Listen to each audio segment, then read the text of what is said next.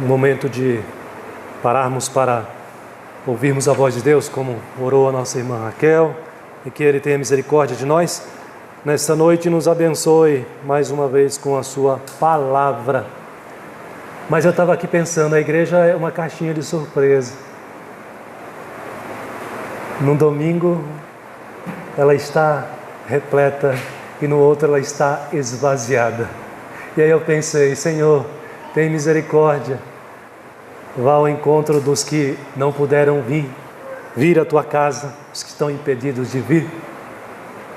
E que o Senhor constranja o coração de todos a lamentarem por não estar na casa do Senhor no dia do Senhor. Senhor, e a nós que estamos aqui, que podemos vir, que o Senhor constranja os nossos corações também diante da presença do Senhor, reconhecendo que só o Senhor é o Deus único, digno de toda a honra e toda a glória, e que o Senhor fortaleça a nossa fé e mantenha a nós e a toda a igreja do Senhor de pé. Amém. Abra sua Bíblia em 1 Samuel, capítulo 11. 1 Samuel, capítulo 11, é o texto da nossa mensagem nesta noite.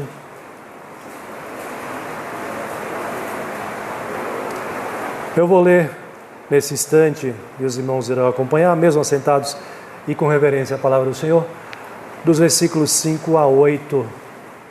1 Samuel, capítulo 11, versículos de 5 a 8.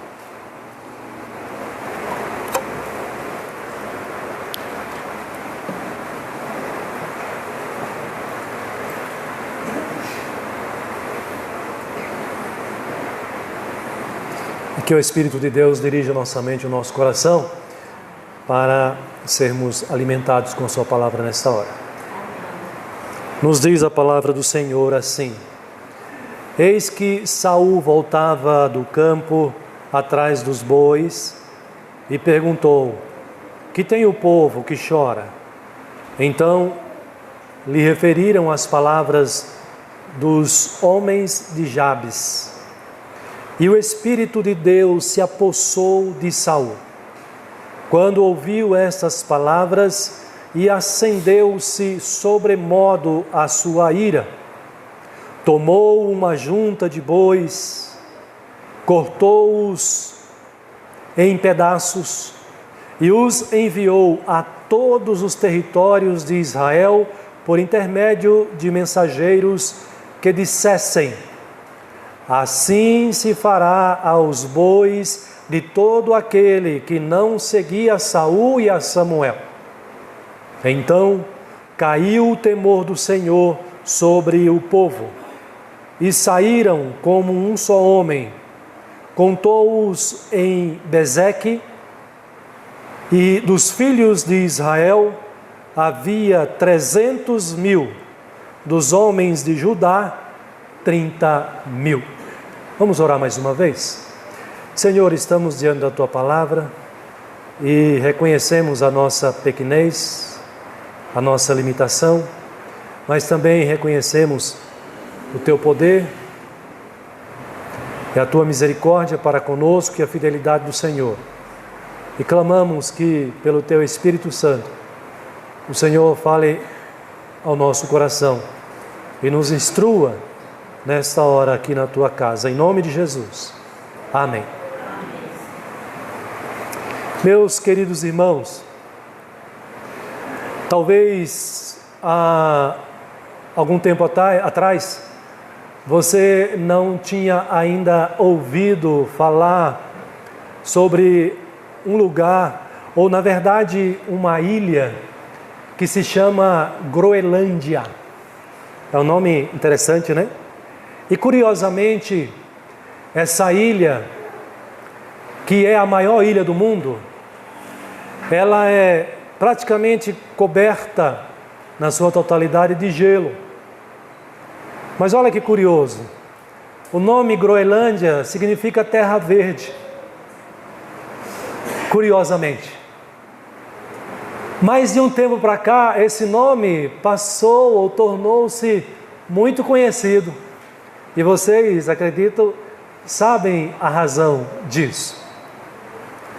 A Groenlândia apesar de ser a maior ilha do mundo, a população da Groenlândia é muito pequena, em torno de, não chega, talvez esteja já aí, a 57 mil habitantes. É um número muito pequeno em relação às potências mundiais. E por que eu estou lembrando ou trazendo aqui como ilustração a Groenlândia? Por causa da questão que está em torno da Groenlândia, por causa do interesse que se despertou ou foi despertado por alguns líderes mundiais em relação à Groenlândia. Estou me referindo ao Trump, presidente norte-americano. E é dito que o interesse é puramente comercial. A exploração da navegação comercial por vantagens que a gente não consegue nem imaginar, pela exploração de minérios, por ser, suspeitam, uma região muito rica, e então despertou o interesse do maior chefe, ou do chefe da maior nação do mundo economicamente falando. É um Davi e um Golias. E vocês têm visto que o presidente norte-americano tem falado algumas coisas que, imagino eu, que tem criado uma certa preocupação aos groenlandeses, aos que são da Groenlândia. E em algum momento ele já até falou de uso de força militar. A gente não sabe até onde ele seria capaz de avançar, de ir. Mas fato é que há esse discurso, essa mensagem, esse interesse exposto mundialmente. E por que isso é importante em relação ao nosso texto, pastor? Porque aqui nós temos, como eu disse, o chefe da maior nação do mundo. Os Estados Unidos está em primeiro lugar, economicamente falando. E foi se importar e ameaçar uma ilha que tem 57 mil habitantes. Que poder tem essa ilha, ainda que esteja ali sob o resguardo da Dinamarca, de resistir talvez a uma investida mais deliberada de uma potência tão grande como a dos Estados Unidos?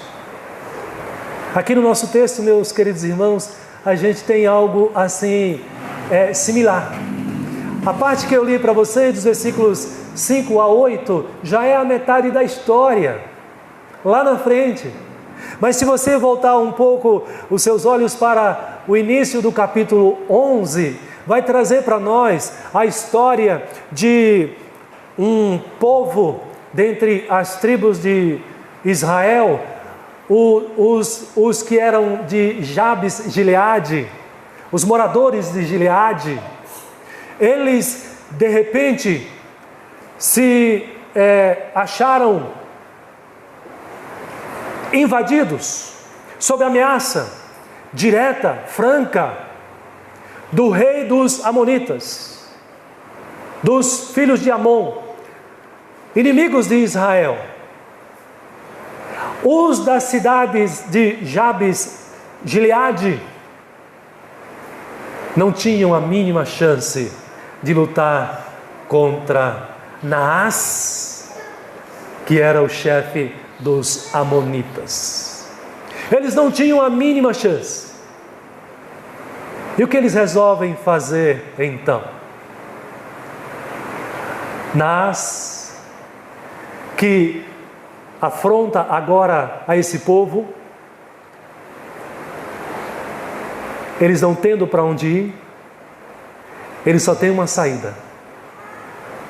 Eles tentam negociar com os amonitas e diz para os amonitas: faz uma aliança conosco, nós seremos os seus servos, nós seremos os seus escravos, sem nenhuma condição de defender o seu próprio território, o seu próprio povo. Eles não veem uma outra alternativa a não ser dizer: nós nos rendemos a vocês e nós nos tornamos servos de vocês, para que vocês não nos destruam, não nos mate, nem a nós, nem as nossas famílias, nem destrua a nossa cidade. Nós nos rendemos a vocês. Mas Naás, com o seu poder, com a sua maldade, ele não se dá por convencido.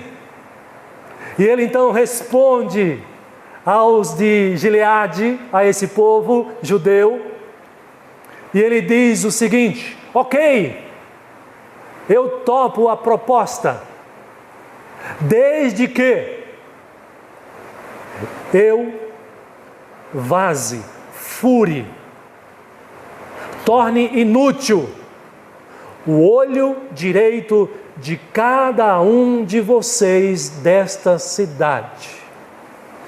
Olha a crueldade, olha a maldade, mas isso não era algo assim novo que estava acontecendo pela primeira vez aqui, mas era uma prática que já havia entre eles, quando queria subjugar, quando queria tornar inútil um povo, sobretudo para a guerra.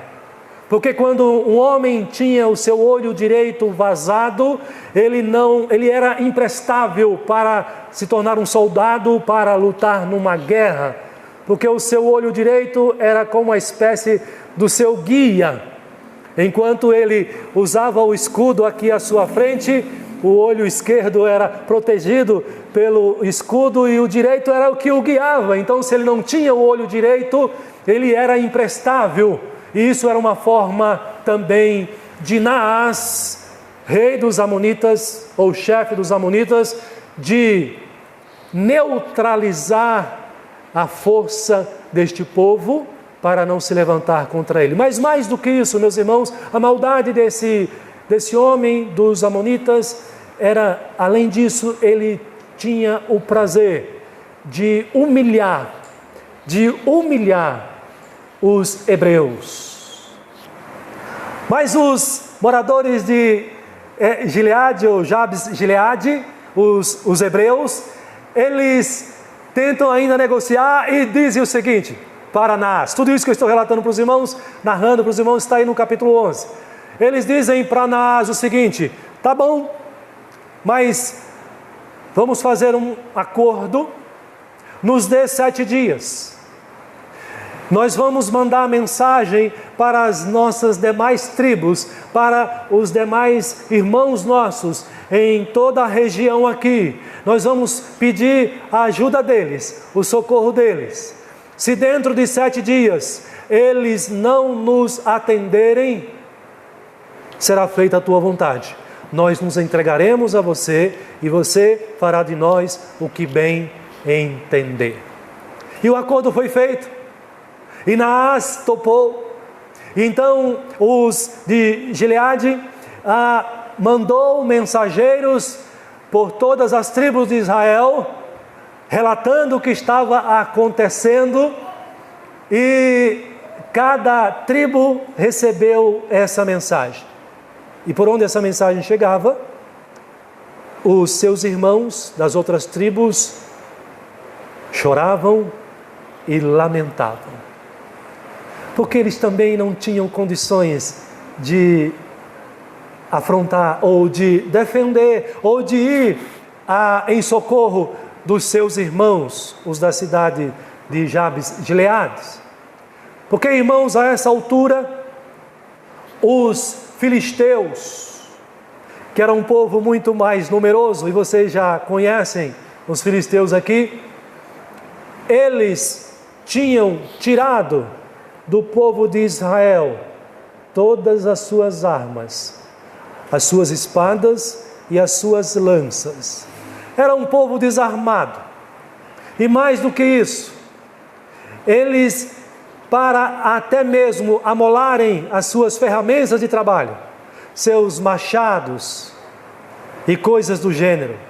Eles tinham que se dirigir aos filisteus e pagar um imposto, uma taxa, para poder amolarem as suas ferramentas de trabalho. Porque eles não tinham espadas, não tinham lanças e não tinham ferramentas para amolarem as seus instrumentos de trabalho, para que assim eles não produzissem, fabricassem armas para se defenderem.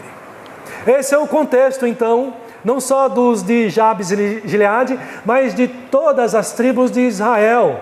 É um povo que está acuado, subjugado, que está desarmado. É igual aos brasileiros. Estamos desarmados. Há um tempo atrás, houve o recolher das armas dos brasileiros. E eu me lembro, vou abrir um parênteses aqui, e a minha mãe está aqui, que pode confirmar, balançando a sua cabeça, dizendo que sim. Quando eu era criança, eu tinha ciência de que na minha casa tínhamos armas. E era comum, os mais velhos aqui, dessa época também, onde os brasileiros tinham as suas armas para se defenderem também de seus possíveis inimigos, ladrões, enfim.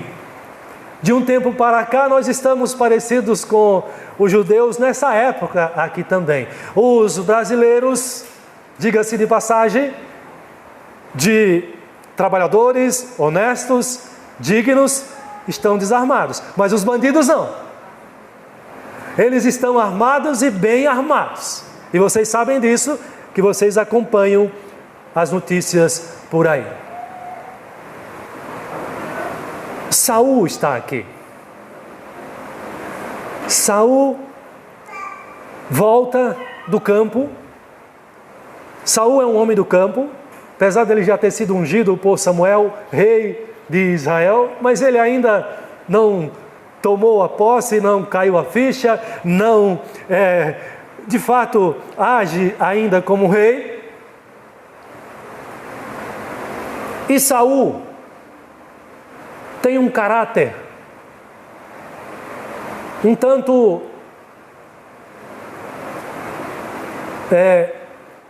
que palavra eu diria para você aqui nesta noite? O caráter de Saul não é o caráter de alguém que é firme, não é o caráter de um homem de coragem, não é o caráter de um homem ousado, arrojado. E você descobre isso logo quando Saul é trazido para ser ungido por Saul como rei. Saul demonstra um caráter de um homem medroso. Saul demonstra o caráter de um homem covarde. Quando ele é trazido para ser ungido por Samuel, o profeta, juiz. E Samuel convoca todo o povo. E o povo está ali na expectativa do que vai acontecer. Quem será o rei, o homem que Deus escolheu para ser o nosso rei? E Samuel, ele se utiliza do sistema de sorte para descobrir o escolhido. E a sorte recai sobre a casa de Quis, que é o pai de Saul, e acaba caindo a sorte sobre o seu filho, que é o próprio Saul. E neste momento, irmãos, que agora todos já têm o nome e está revelado quem é o rei escolhido por Deus,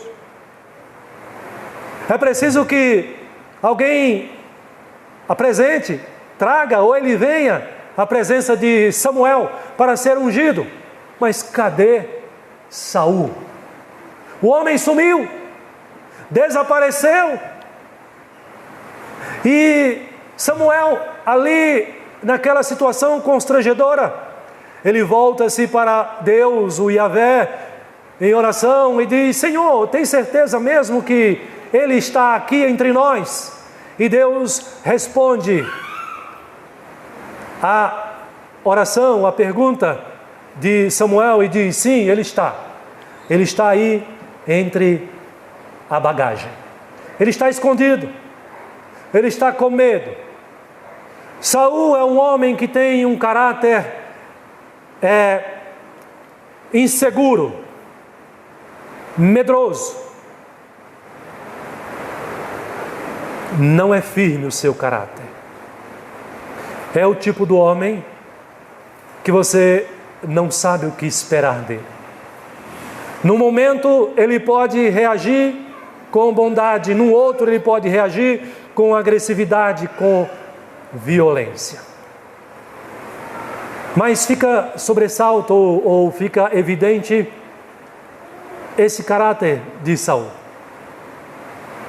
E nesse momento em que ele é ungido, diz o texto que no capítulo 8 ou 9, que o povo fica feliz, a maioria do povo.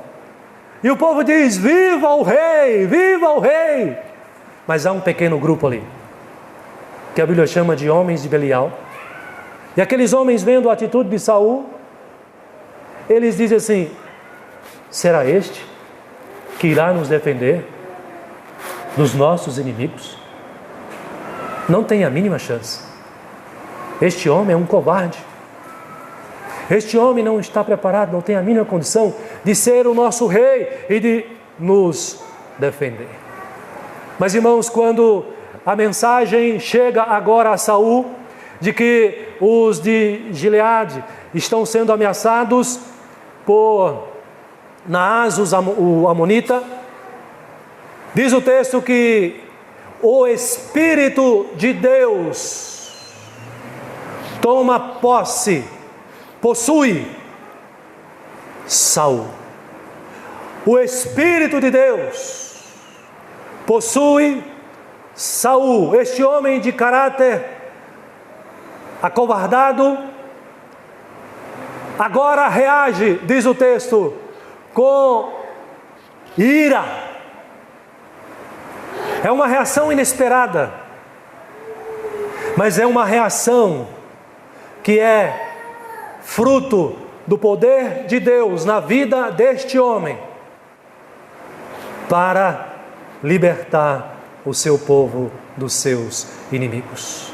E o texto diz que Saul pega ali 2 cabeças de bois, ou 2 juntas de boi, e ele mata esses bois, e ele faz desses bois em pedaços, e ele manda que esses pedaços sejam levados agora para todas as tribos de Israel, e diz assim a mensagem: todos aqueles que não seguirem a Saul e a Samuel em defesa dos nossos irmãos, será feito com os seus animais, com os seus bois, o que foi feito com esses 2 bois aqui. E o texto diz que diante da mensagem de Saul, meus irmãos, agora o povo temeu.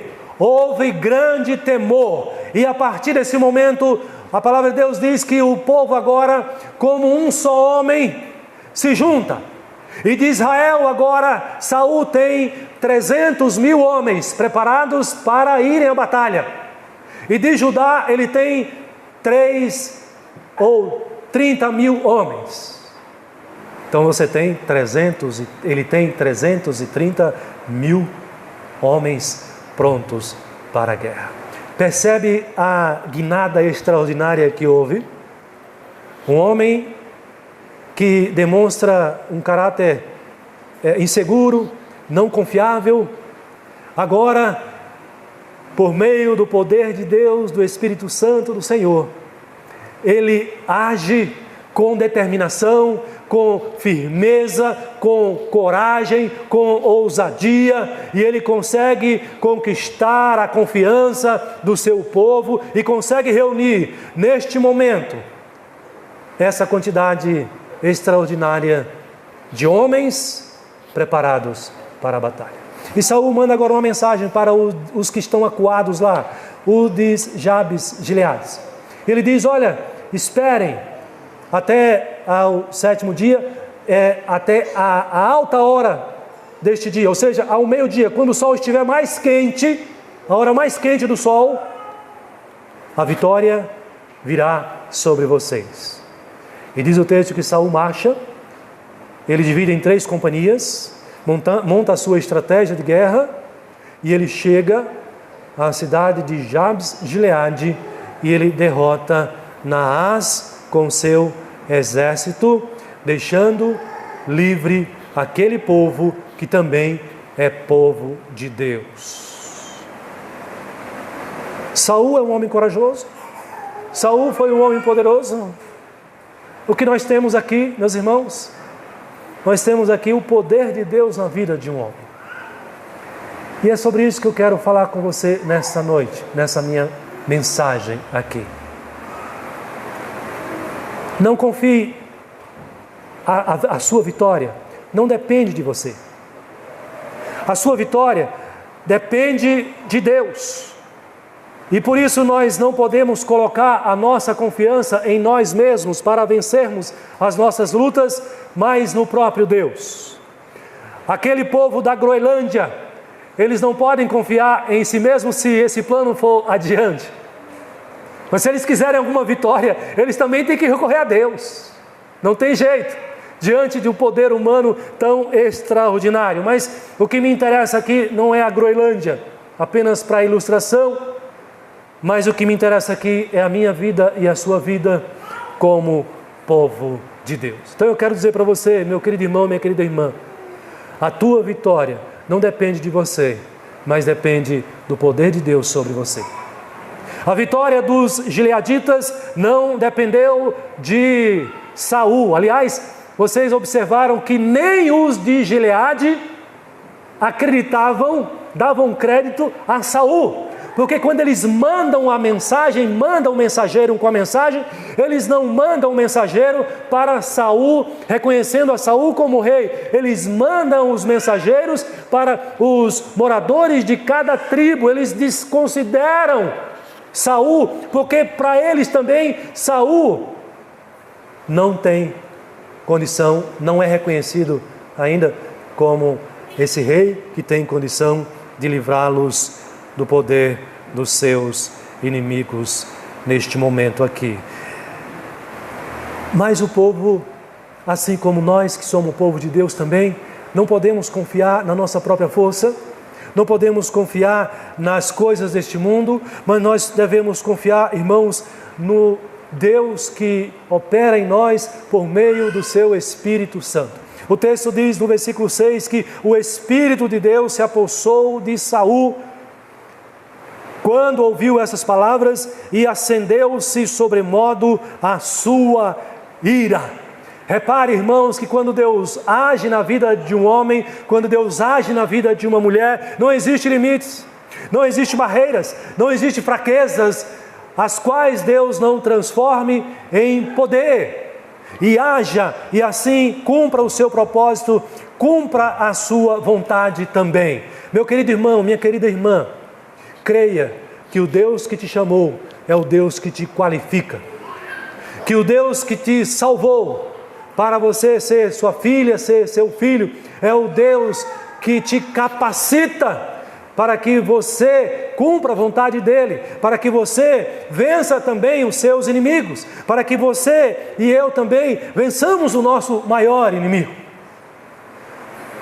Naás deve trazer à nossa memória também o próprio Satanás, o diabo, que é mau, que é cruel. O diabo é o maior inimigo. A Bíblia nos ensina que o diabo é o nosso arqui-inimigo. É o maior inimigo do povo de Deus. E nós não podemos duvidar de que o diabo, ele está trabalhando em todo o tempo para nos humilhar, para nos afastar de Deus, para nos derrotar, para nos desanimar. O diabo, ele é incansável. Mas o nosso Deus é maior do que Satanás, do que o diabo.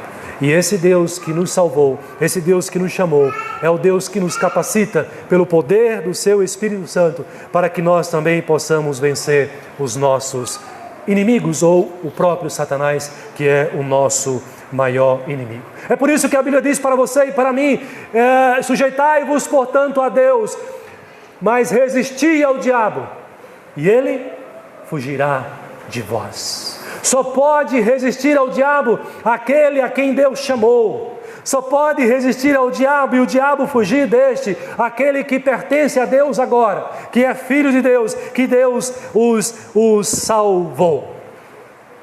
O apóstolo Paulo, em Efésios 6:16, nos diz que nós temos a fé. E ele mostra para nós nesse texto a fé como um escudo, algo para nos proteger, para nos defender. E ele diz que com a fé, o escudo da fé, nós podemos apagar todos os dardos inflamados do maligno, do diabo. O diabo, irmãos, ele está ao derredor. Eu preguei aqui semana passada no texto de Jó, e nós vimos que o próprio diabo, ele diz, a pergunta de Deus, ele responde, que vem de rodear a terra e de passear por ela.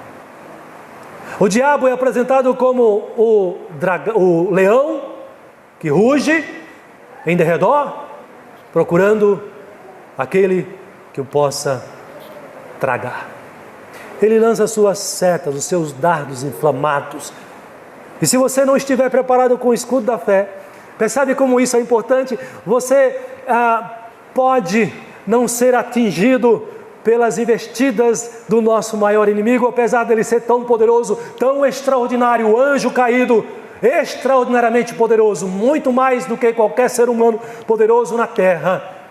Mas a Bíblia nos diz que com o escudo da fé nós podemos apagar todos os dardos inflamados do maligno. Meus irmãos, se nós achamos que Naás foi muito cruel, o rei dos Amonitas, ao querer vazar o olho direito, ao querer furar, destruir o olho direito de cada homem de Jabes Gileade, tenha certeza que Satanás é muito mais cruel do que Jabes Gileade, ou do que Naás, rei dos Amonitas. Ele foi apenas um servo de Satanás, como tantos outros neste mundo servem também a Satanás.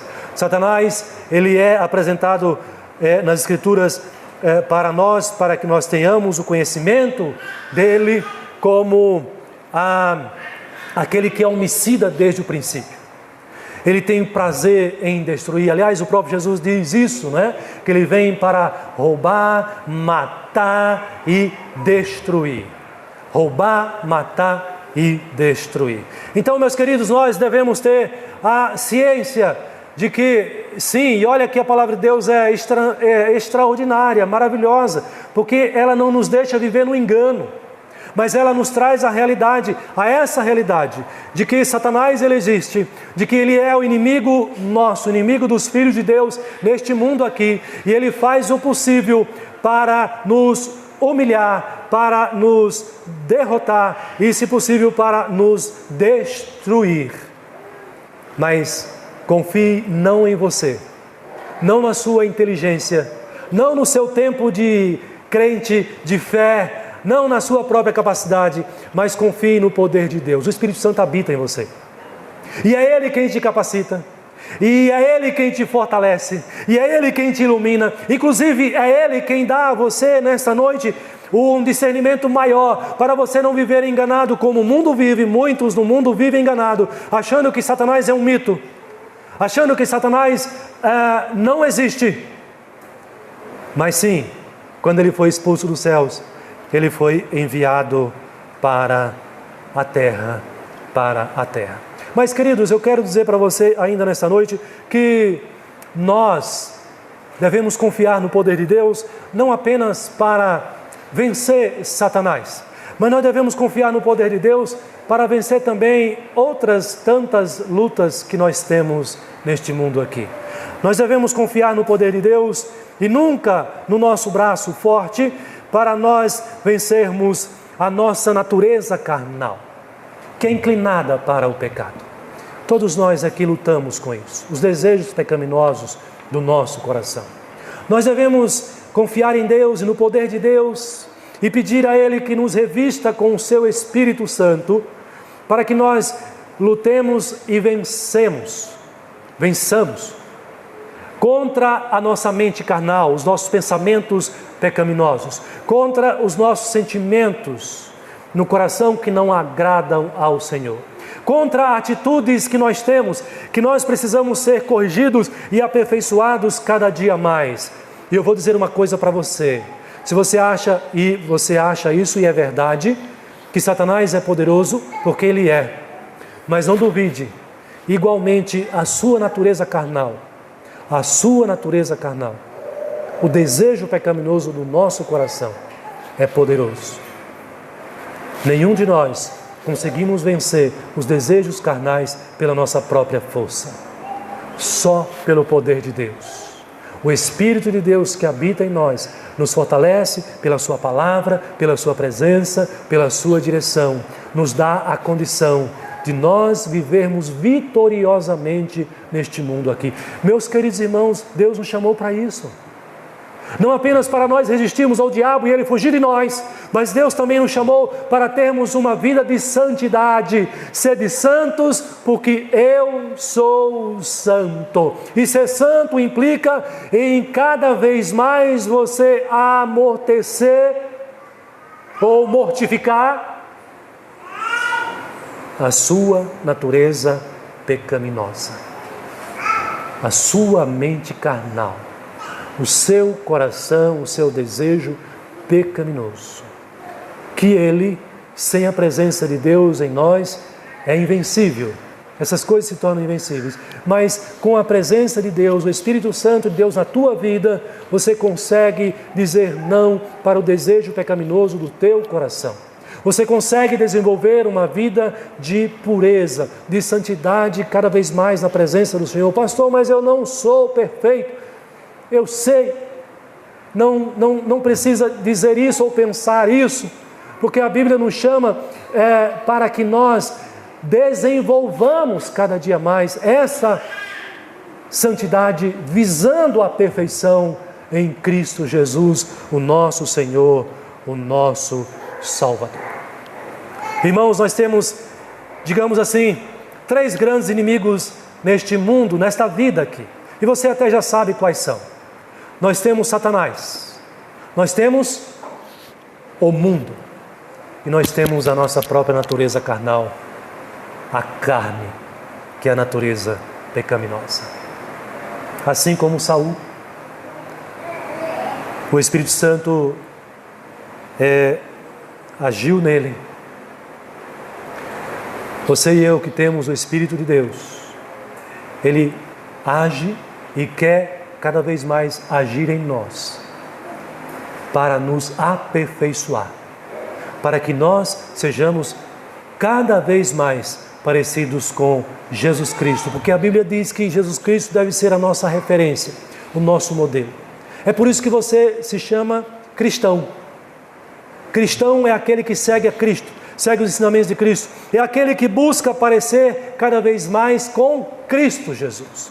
Então, o ser de santos da parte de Deus é ser cada vez mais parecido com Jesus Cristo, o Filho de Deus. E em Cristo Jesus, pelo Espírito Santo que habita em nós, nós já temos a vitória contra o diabo, contra o mundo e contra a natureza, a nossa carne pecaminosa. O que nós precisamos fazer, meus irmãos, então, é confiar. E não só confiar, mas é buscar este poder em Deus. E não tem jeito, buscar é o que você já sabe. Como, pastor, eu posso buscar este poder? Não tem jeito. É o caminho da oração, é o caminho da leitura, estudo, conhecimento da palavra do Senhor, é o caminho da comunhão com Deus, do separar o tempo para você ter um tempo de qualidade, um tempo de consagração com o Senhor, para que este Espírito de Deus trabalhe em tua mente, em teu coração, de tal forma que traga clareza, luz, te ilumine cada dia mais, para que você possa compreender a verdade de Deus, que Ele quer tanto que você e eu possamos conhecer e colocar em prática no nosso viver, no nosso dia a dia. Essa palavra, meus irmãos, é para nós crentes adultos, mas essa palavra é para vocês adolescentes que estão aqui, né? As nossas meninas, né? Os nossos meninos, adolescentes, e não despreze a sua adolescência.